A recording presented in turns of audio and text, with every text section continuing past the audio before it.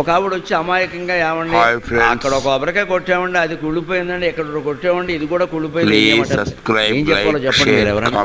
నాకు జాలేసింది నిజంగా. పెద్ద వయస్సు ఆవిడకి ఏదో మనసులో శంక ఉంది. అంటే పాపం ఆవిడకి బెంగ ఏమిటంటే ఈ కొబ్బరికాయ కుళ్ళిపోవడం అనేది మనకి జరగబోయే అశుభానికి నమ్మకం ఉండేది. మన జీవితం ఇంత చేస్తే కొబ్బరికాయ మీద ఆధారపడి ఉందా?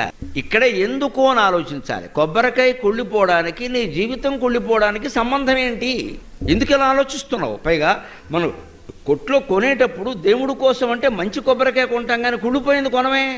మనం కావాలని చిత్తశుద్ధితో దేవుడికి మంచి కొబ్బరికాయ కొట్టాలని మనం ప్రయత్నం చేసినప్పుడు అదేదో అనుకోకుండా లోపల కుళ్ళిపోతే మనమేం చేస్తామండి? అది అమ్మేవాడికి తెలుసా, మనకి తెలుసా?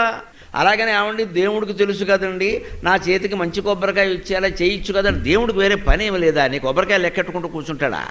అంచేతను మనం ఈ ఎందుకు అన్న ప్రశ్న వేస్తే ఈ ఆలోచన పక్కకి వెళ్ళి